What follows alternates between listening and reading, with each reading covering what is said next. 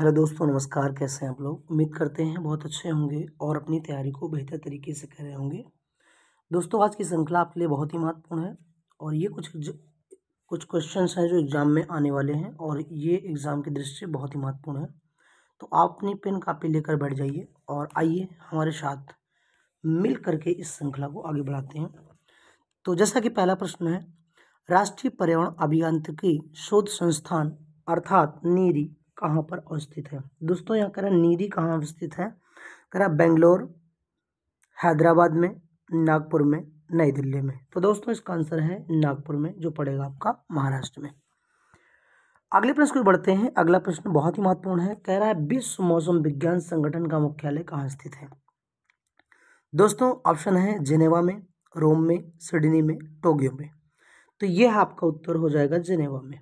विश्व मौसम विज्ञान संगठन का मुख्यालय जेनेवा में स्थित है। आइए अगले प्रश्न की ओर बढ़ते हैं। अगला प्रश्न है संयुक्त राष्ट्र पर्यावरण कार्यक्रम यानी UNEP का मुख्यालय कहाँ पर है? तो ऑप्शन है the Hague, Nairobi, New York, Washington DC। तो इसका आंसर हो जाएगा बी, नैरोबी, अर्थात ये कहाँ पड़ेगा? तो ये पड़ेगा केन्या में। अगला प्रश्न देखते हैं। अगला प्रश्न बहुत ही महत्वपूर्ण है। कह रहा है EVA का पूर्ण रूप क्या है? यानी EVA का फुल फॉर्म पूछ रहा है। ऑप्शन है एनवायरमेंटल पॉल्यूशन एजेंसी, अगला है एनवायरमेंटल प्रोहिबिशन एजेंसी, उसके बाद है एनवायरमेंटल प्रोटेक्शन एजेंसी और इसके बाद उपर्युक्त में से कोई नहीं। तो इसका है एनवायरमेंटल प्रोटेक्शन एजेंसी, इसका फुल फॉर्म है।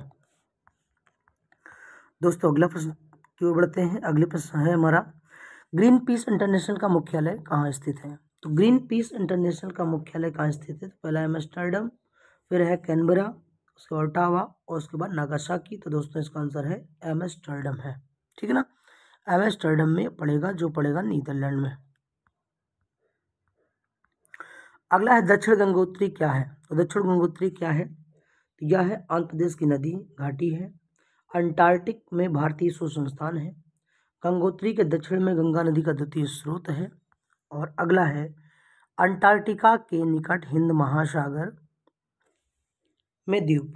तो दोस्तों, इसका आंसर क्या हो जाएगा? ये हो जाएगा इसका अंटार्कटिक में भारतीय शोध संस्थान है। अगला प्रश्न है central arid zone research institute स्थित है हैदराबाद में, जोधपुर में, अहमदाबाद में, बेंगलोर में। तो दोस्तों, इसका आंसर क्या हो जाएगा? तो इसका आंसर हो जाएगा जोधपुर, जो पड़ेगा कहाँ पर? राजस्थान में है। कहाँ पर पड़ेगा? राजस्थान में है।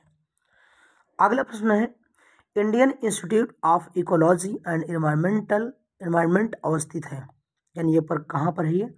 तो Indian institute of ecology and environment कहाँ पर है? नई दिल्ली में, मुंबई में, कोलकाता में, तिरुवनंतपुरम में। तो इसका ऑप्शन हो जाएगा ए इज राइट आंसर, नई दिल्ली में है। दोस्तों, अगले प्रश्न को बढ़ते हैं। अगला प्रश्न क्या कहता है निम्नलिखित संस्थानों में से किसमें पर्यावरण सूचना प्रणाली का जनसंख्या एवं पर्यावरण केंद्र स्थित है? तो इसका क्या है आंसर? देखिएगा IIT खड़गपुर, IIT नई दिल्ली, फिर है IIT मुंबई और फिर है IIT देहरादून। तो दोस्तों, इसका आंसर है IIT मुंबई है। अगले प्रश्न को बढ़ते हैं। अगला प्रश्न बहुत ही महत्वपूर्ण है, एग्जाम के लिए बहुत ही अच्छा प्रश्न है। उत्तर प्रदेश में प्रथम बायोटेक पार्क स्थापित किया गया है आगरा में, इलाहाबाद में, लखनऊ में और वाराणसी में। तो दोस्तों, इसका आंसर हो जाएगा लखनऊ में उत्तर प्रदेश का पहला बायोटेक पार्क स्थापित किया गया है।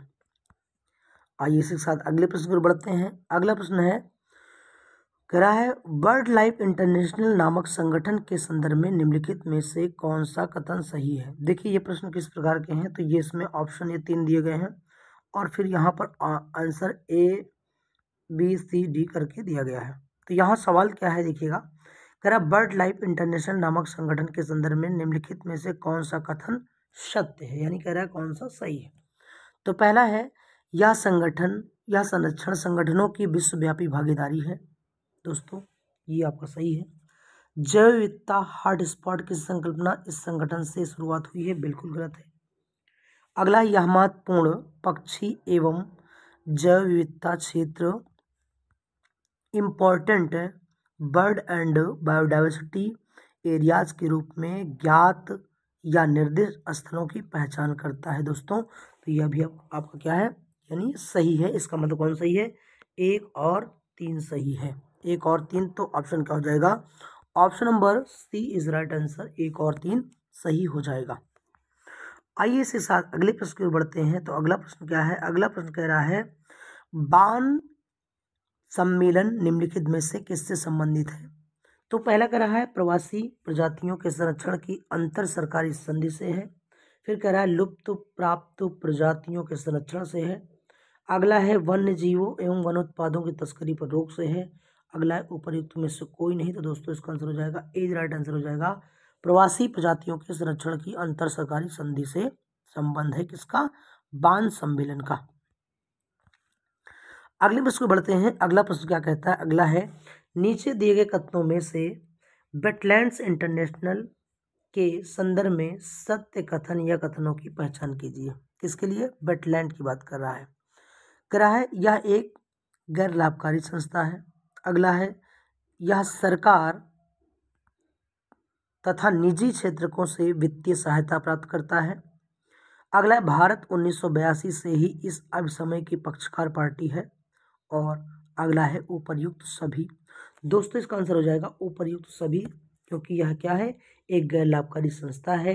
यह सरकार तथा निजी क्षेत्रकों से वित्तीय सहायता प्राप्त करता है और 1982 से यह इस अभिसमय की पक्षकार पार्टी भारत रही है, यानी भारत इसमें शामिल हुआ है।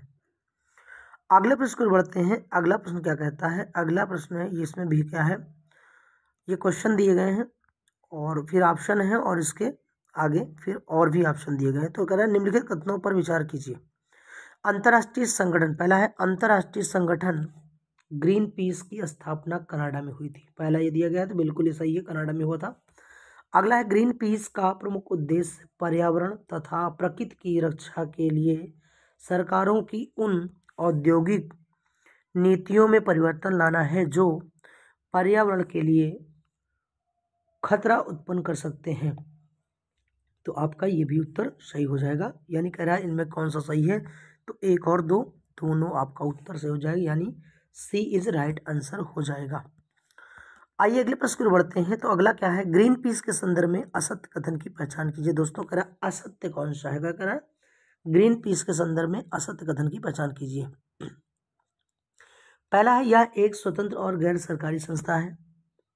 यह जलवायु परिवर्तन, शोध, निर्वनीकरण आदि वैश्विक मुद्दों पर ध्यान केंद्रित करती है। अगला है यह एक अंतर्राष्ट्रीय अंतर सरकारी संगठन है। अगला, यह संस्था यूरोप, एशिया, अमेरिका तथा अफ्रीका के लगभग 55 देशों के समूह का प्रतिनिधित्व करती है। दोस्तों इसका आंसर हो जाएगा सी, यह एक अंतर्राष्ट्रीय अंतर सरकारी संगठन है। अगला प्रश्न कह रहा है साइट्स, कह रहा है साइट्स के संबंध में निम्नलिखित कथनों पर विचार कीजिए। ठीक है ना, तो साइट के संबंध में विचार करना है। कह रहा है साइट क्या है दोस्तों, तो कह रहा है यह एक, पहला है यह एक अंतर्राष्ट्रीय ट्रस्ट है जो पर्यावरण के संरक्षण, शोध और पुनर्स्थापना हेतु कार्य करता है। फिर कह रहा है यह लुप्त प्रजातियों के संरक्षण हेतु अंतर्राष्ट्रीय समझौता है। फिर कह रहा है इसे वाशिंगटन कन्वेंशन के नाम से भी जाना जाता है। अगला है इसका सचिवालय UNEP द्वारा शासित होता है। और फिर कह रहा है इनमें से कौन सा कथन असत्य है, यानी असत्य कथन का चुनाव करना है दोस्तों। तो देखिएगा इसका आंसर, ये 4 ऑप्शन दिए गए हैं, इसमें कौन सा सही है। तो पहला इसमें कौन सा है, केवल केवल आपका एक जो है वो सही हो जाएगा, यानी कौन सही होगा, एक, अर्थात ये आपका बी इज राइट आंसर। ठीक है, अगले प्रश्न को बढ़ते हैं। अगला प्रश्न क्या है, कह रहा है वाणिज्य में प्राणी जात और वनस्पति जात के व्यापार संबंधी विश्लेषण, यानी trade related analysis of fauna and flora in commerce या कह रहा है ट्रैफिक के संदर्भ में निम्नलिखित कथनों पर विचार कीजिए। देखिए यहाँ पर 2 चीजें जिक्र की गई है। एक का नाम है फाउना और एक का नाम है फ्लोरा, है ना। तो जहाँ जंतु रहते हैं वहाँ उसको कहते हैं फाउना, और जहाँ पर वनस्पतियाँ उसे फ्लोरा कहते हैं। तो कह रहा है कि इन पर विचार करना है। तो कह रहा है ट्रैफिक संयुक्त राष्ट्र पर्यावरण कार्यक्रम यूएनईपी के अंतर्गत एक ब्यूरो है। तो पहले ये दिया गया है। अगला है ट्रैफिक का मिशन यह सुनिश्चित करना है कि वन्य पादपों एवं जंतुओं के व्यापार से प्रकृति के संरक्षण को खतरा न हो। अगला है उपर्युक्त में से कौन सा सही है या नहीं है। कह रहा है केवल एक, केवल दो, एक और दो दोनों, और ना एक तो ना दो। तो ये क्या हो जाएगा, केवल दो उसका आंसर हो जाएगा। अगला है दोस्तों, कह रहा है वर्ल्ड वॉच इंस्टीट्यूट के संदर्भ में निम्नलिखित में से असत्य कथन की पहचान करें। कह रहा है वर्ल्ड वॉच इंस्टीट्यूट के संबंध में असत्य कथन बताना है। तो कह रहा है यह संस्था स्टेट ऑफ वर्ल्ड नामक रिपोर्ट जारी करती है। फिर कह रहा है यह स्वतंत्र एवं वैश्विक पर्यावरणीय शोध संस्था के रूप में कार्य करता है। अगला है इसका उद्देश्य नवीकरणीय ऊर्जा तक सार्वभौमिक पहुंच सुनिश्चित करना है। और अगला कह रहा है इसका मुख्यालय कैम्ब्रिज में है। तो दोस्तों ये आपका उत्तर सही हो जाएगा, डी नंबर सही है। ठीक है, अगले प्रश्न को बढ़ते हैं। अगला प्रश्न यहाँ देखिए बहुत ही महत्वपूर्ण है, एग्जाम में बहुत बार पूछा गया है। निम्नलिखित में से कौन सा एक ऊर्जा का नवीकरणीय स्रोत है। नवीकरणीय दोस्तों उसे कहते हैं जिसको हम दोबारा उपयोग में ला सके। अगर कोयला है, नाप की ऊर्जा है, पेट्रोल है और सौर ऊर्जा है। तो दोस्तों ये हो जाएगा सौर ऊर्जा, ये नवीकरणीय ऊर्जा स्रोत है, यानी इसे बार बार उपयोग में लाया जा सकता है। ठीक है, अगला है निम्नलिखित में से कौन सा एक जीवाश्म ईंधन नहीं है। कह रहा है जीवाश्म ईंधन नहीं है दोस्तों। तो कह रहा है नहीं है, कह रहा है कोयला है, पेट्रोलियम है, प्राकृतिक गैस है, यूरेनियम है। तो यूरेनियम जो है ये जीवाश्म ईंधन नहीं है, बल्कि ये क्या है, एक रेडियो एक्टिव पदार्थ है यूरेनियम। ठीक है, अगला है निम्नलिखित ऊर्जा स्रोतों में से कौन सा पर्यावरण को स्वच्छ रखने के लिए सर्वोत्तम है। यानी पर्यावरण को कौन स्वच्छ रख सकता है। तो दोस्तों पर्यावरण को स्वच्छ वही रख सकता है जिसमें धूल धुएं ना निकलते हो। तो कह रहा है पेट्रोलियम उत्पाद, अगला है वन उत्पाद, अगला है नाभिकीय खंडन और अगला है सौर सेल। तो दोस्तों ये उत्तर हो जाएगा सौर सेल, यानी डी इज राइट आंसर आपका हो जाएगा, डी नंबर आपका सही हो जाएगा। ये पर्यावरण को स्वच्छ रखने के लिए सर्वोत्तम है, यानी सबसे अच्छा है। अगला है निम्नलिखित ऊर्जा स्रोतों में से कौन पर्यावरणीय प्रदूषण उत्पन्न नहीं करता है। तो पर्यावरणीय प्रदूषण उत्पन्न नहीं करता, यानी किससे प्रदूषण नहीं होता है। नाभिकीय ऊर्जा, पेट्रोलियम ऊर्जा और सौर ऊर्जा और कोयला ऊर्जा। दोस्तों देखिए फिर से मिल गया, यानी सौर ऊर्जा जो है ये पर्यावरणीय प्रदूषण उत्पन्न नहीं करता, अर्थात पर्यावरण को स्वच्छ रखता है। अगला है अंतर्राष्ट्रीय सौर गठबंधन का प्रथम शिखर सम्मेलन निम्नलिखित में से किस शहर में हुआ था। तो अंतर्राष्ट्रीय सौर गठबंधन का पहला शिखर सम्मेलन बहुत इंपॉर्टेंट है। तो कह रहा है नई दिल्ली में, ये ऑप्शन कौन हो जाएगा, ए नंबर में नई दिल्ली हो जाएगा, और यही आपका सही भी है। ठीक है, आइए आगे बढ़ते हैं। अगले प्रश्न को कह रहा है विश्व का प्रथम, ध्यान दीजिएगा बहुत महत्वपूर्ण है, विश्व का प्रथम पूर्ण रूप से सौर ऊर्जा संचालित अंतर्राष्ट्रीय हवाई पत्तन स्थित है। इसका पहला जो हवाई पत्तन है तो कह रहा है बेंगलुरु, कोच्चि में, अहमदाबाद में और कोझिकोड में। तो दोस्तों ये हो जाएगा कोच्चि में, और ये कहाँ पड़ेगा, ये आपका पड़ेगा केरल में, यानी केरला में ये पड़ेगा। ठीक है, उम्मीद है आपको चीज़ें बेहतर तरीके से समझ में आ रही होंगी। अगला निम्नलिखित में से कौन सी बायोडीजल की फसल है। बायोडीजल की फसल कौन सी है, कपास है, गन्ना है, जट्रोफा है, आलू है। दोस्तों जट्रोफा एक पौधा होता है जिससे डीजल निकाला जाता है। ठीक है ना, ये सरकार द्वारा चलाई एक योजना भी थी जिसमें जट्रोफा के पौधे लगवाए जा रहे थे। अगला है नीचे 4 ऊर्जा फसलों के नाम दिए गए हैं, इनमें से किस एक की खेती एथेनॉल के लिए की जा सकती है। एथेनॉल बनाने के लिए किसकी की जा सकती है। तो दोस्तों एथेनॉल मतलब ये एथेनॉल जो होता है ये अल्कोहल होता है, शराब बनती है इससे। तो जट्रोफा है, मक्का है, अगला है पोंगामिया है और सूरजमुखी है। दोस्तों तो ये आपका हो जाएगा मक्का, उत्तर आपका सही हो जाएगा। निम्नलिखित ईंधनों में से कौन सा न्यूनतम पर्यावरणीय प्रदूषण उत्पन्न करता है। तो कम पर्यावरणीय प्रदूषण कौन उत्पन्न करता है। तो डीजल है, कोयला है, मिट्टी का तेल है, हाइड्रोजन। दोस्तों तो ये हाइड्रोजन है और इसे कहते हैं भविष्य का ईंधन, यानी दोस्तों ये भविष्य का ईंधन भी कहा जाता है। ठीक है, यानी कहने का मतलब कि भविष्य में इसको ईंधन के रूप में प्रयोग किया जाएगा। वैसे उपयोग शुरू हो गया लेकिन अभी ये सार्वजनिक रूप से अत्यधिक उपयोग नहीं किया जा सका है क्योंकि इसका रखरखाव थोड़ा सा मुश्किल है। ठीक है ना, अगले प्रश्न को बढ़ते हैं। अगला क्या है, भारत के निम्नलिखित क्षेत्रों में से किसमें भूतापीय ऊर्जा स्रोत नहीं पाया जाता, भूतापीय ऊर्जा स्रोत नहीं पाया जाता दोस्तों, गोदावरी डेल्टा कह रहा है। अगला है गंगा डेल्टा, हिमालय डेल्टा, हिमालय और पश्चिमी तट। तो ये कहाँ पर है, गंगा डेल्टा में जो भूतापीय ऊर्जा ये नहीं पाए जाते हैं। ठीक है, अगले प्रश्न को बढ़ते हैं। अगला है भारत में धारणीय विकास के दृष्टिकोण से विद्युत उत्पाद का सबसे अच्छा स्रोत कौन सा है, विद्युत उत्पाद का सबसे अच्छा स्रोत कौन सा है, तो कोयला है, खनिज तेल गैस है, जल विद्युत है और परमाणु ऊर्जा है दोस्तों। तो ये आपका उत्तर हो जाएगा जल विद्युत, उत्तर सही होगा। अगला है कोल बेड मीथेन के संदर्भ में असत्य कथन की पहचान करना है। तो असत्य कौन सा है दोस्तों, कह रहा है कोल बेड मीथेन एक नवीकरणीय ऊर्जा स्रोत है। अगला है यह प्राकृतिक गैस का ही गैर परंपरागत रूप है। अगला है यह कोयला खनन प्रक्रिया के दौरान निर्मुक्त होती है। और अगला है अमेरिका तथा कनाडा कोल बेड मीथेन के उत्पादन में अग्रणी देश हैं।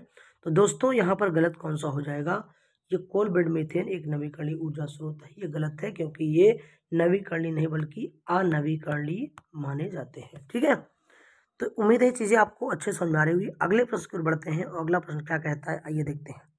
अगला प्रश्न कहता है भारत में निम्नलिखित में से कौन सा नवीकरणीय ऊर्जा स्रोत सर्वाधिक संभाव्यता वाला है, यानी जिसकी संभावना सबसे ज़्यादा है दोस्तों। तो पहला है सौर शक्ति है, जैव पुंज शक्ति है, लघु जल विद्युत शक्ति है, अपशिष्ट वर्जित है। तो यह है सौर शक्ति, इसका उत्तर हो जाएगा। दोस्तों अगले प्रश्न की ओर बढ़ते हैं। अगला प्रश्न क्या कहता है, तो अगला प्रश्न यहाँ पर कुछ इस प्रकार से है कि दो ऑप्शन दिए गए हैं और उसमें जो है तो कह रहा है कौन सा सही, कह रहा है अंतर्राष्ट्रीय सौर गठबंधन यानी इंटरनेशनल सोलर अलायंस को 2015 के संयुक्त राष्ट्र जलवायु परिवर्तन सम्मेलन में प्रारंभ किया गया था। फिर कह रहा है इस गठबंधन में प्रयुक्त राष्ट्र के सभी सदस्य देश सम्मिलित हुए थे। तो दोस्तों इसमें उत्तर कौन सा हो जाएगा, ये आपका पहला सही हो जाएगा, यानी अंतर्राष्ट्रीय सौर गठबंधन को 2015 संयुक्त राष्ट्र जलवायु परिवर्तन सम्मेलन में प्रारंभ किया गया था। तो यानी कौन सा हो जाएगा, option number A is right, केवल एक इसका उत्तर हो जाएगा। ठीक है दोस्तों, आगे बढ़ते हैं। अगला कह रहा है अंतर्राष्ट्रीय नवीकरणीय ऊर्जा एजेंसी IRENA यानी इरेना के संदर्भ में निम्नलिखित कथनों पर विचार कीजिए। दोस्तों देखिएगा यहाँ पर क्या है, यहाँ पर भी यहाँ 4 ऑप्शन दिए गए हैं और इसमें पूछा है कौन कौन सही है। तो आइए देखते हैं इसमें कौन कौन सही है। तो ध्यान दीजिएगा, हाँ लास्ट में पूछा क्या है, कह रहा है कौन सा कथन सत्य है ना। तो कौन सा कथन सत्य है दोस्तों, देखेंगे। पहला है यह एक अंतर सरकारी संगठन है जिसका मुख्यालय कहाँ है, आबू धाबी में। दोस्तों ये बिल्कुल सही है, आबू धाबी पड़ेगा। 9 जनवरी 2019 को कतर इसका 160वां सदस्य देश बना, ये बिल्कुल गलत है। भारत इरेना का एक सदस्य देश है, बिल्कुल ही सही है, इरेना का सदस्य देश है। चौथा, इस संगठन की स्थापना 2014 में हुई, तो ये बिल्कुल आपका गलत हो जाएगा। यानी आपका उत्तर कौन सही हो जाएगा, 1 और 3 इसका उत्तर सही होगा दोस्तों। तो ये आपका हो जाएगा 1 और 3, यानी आपका कौन सा, सी नंबर आपका राइट आंसर हो जाएगा। दोस्तों अगर आपको क्लास अच्छी लगी हो तो share and like and subscribe जरूर करिएगा। अपनी तारीख को बेहतर करते रहिए। बहुत बहुत धन्यवाद, आपका भविष्य उज्जवल हो।